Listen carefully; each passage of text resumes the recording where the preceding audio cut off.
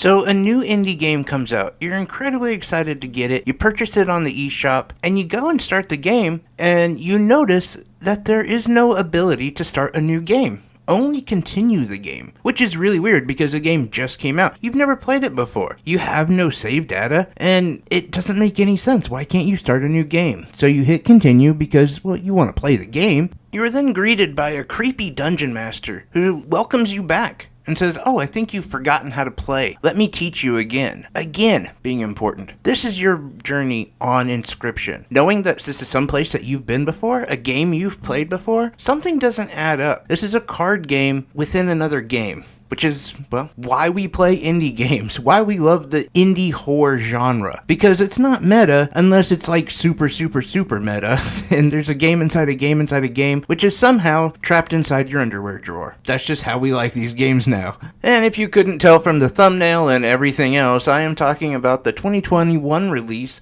Inscryption, that just came out this year. In fact, it just came out about 5 days ago for the Nintendo Switch. We have been waiting with bated breath for this game because this was one of those games last year that a lot of people hailed as Game of the Year, which is like insane to think from just a card game aspect, not to mention the fact that it's an indie game. Now again, like I said, it's not a complete card game, but you do actually have to be at least utilitarian at the card game aspect. You can't suck because you do have to actually beat the guy or creature, but sometimes you're also destined just to lose. In fact, that's done on purpose a couple times. It's a very interesting game, as you can already tell, but what is really interesting is the environment. And no, the card game environment, the table, is actually pretty cool as well, as Lashley will often dress up in masks to show himself as different characters in the game. Dude really goes all in on it, like he's just down for this. But it's not just that environment that is intriguing to you.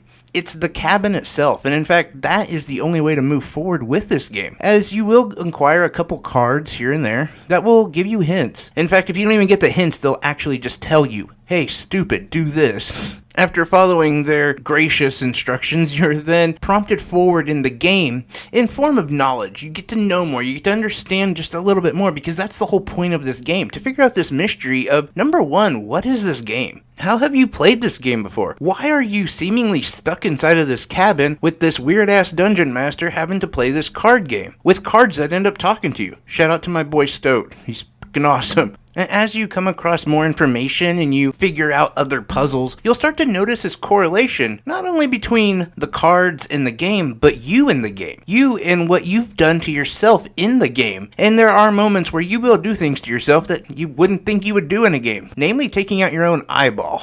That helps you because the Dungeon Master does seem it fit to give you another eyeball. And that eyeball will actually help you find more clues. I know this sounds super confusing, super meta, but if you just play the card game and you listen to your friendly cards, and I use friendly with quotations, you will figure out all the puzzles. Like, this game leads you in the right direction and pushes you in the right direction because it wants you to figure out the story. The story of this whole thing is much bigger than just playing a weird card game in the cabin. And that is where I will finally stop talking about the story, because I have gone a couple hours in, to be honest. Like, the little bit of information I've given you is a couple hours into the game, and I don't want to ruin any more of it. There's a lot more to it, trust me. There's some major twists. There's some aspects of this game that will, I don't know, they pull you back, and you're like, what the hell?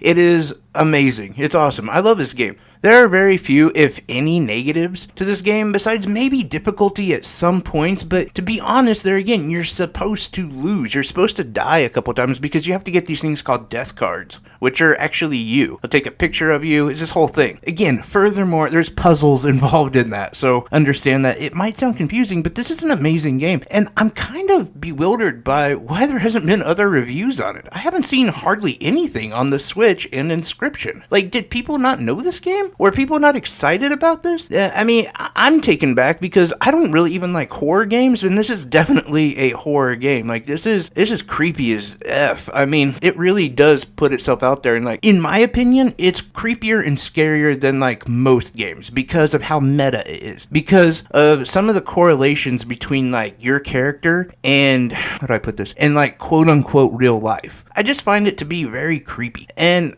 awesome and well written, well produced. The game performs really well. Like, there is no complaints as far as the actual game running. Graphically, it's simple. Like, it's not gonna be one of those games that you're gonna play and you're gonna be like, wow, this game looks amazing. No, it's not that, but it wasn't ever that. So it really is just a good port of the game. Now, the sound is amazing. There is some aspects of the sound that if you have your headphones on or whatever, it will totally creep you out. I absolutely love what they did with it. Not only that, but the music, some of the underlying tones that go on through it. This game is just definitely an indie masterpiece. Honestly, no, this game is just a masterpiece. It's done so well. There are so many good aspects about this game. And for somebody who doesn't like horror games and card games, for me to say that speaks volumes. In a game that I have trouble putting down. It's just so intriguing, and even the losses don't feel like losses. And understand, the card game is a relatively small part of the game. It's in there, and obviously it's important, but it's hard to explain just the other layers that are going on in this game. They're incredibly important, and the entire story of it is really important. It's difficult to have avoided the story, because I'm sure with it being about a year old, many people already kind of know, but I don't want to ruin that. And for anyone who's never heard of it, or people who've been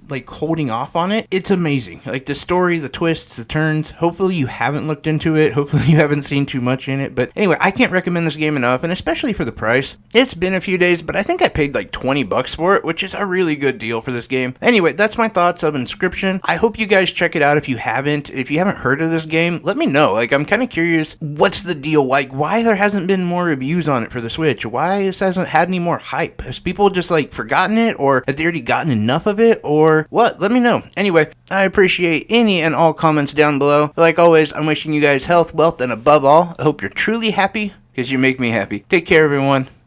Bye-bye.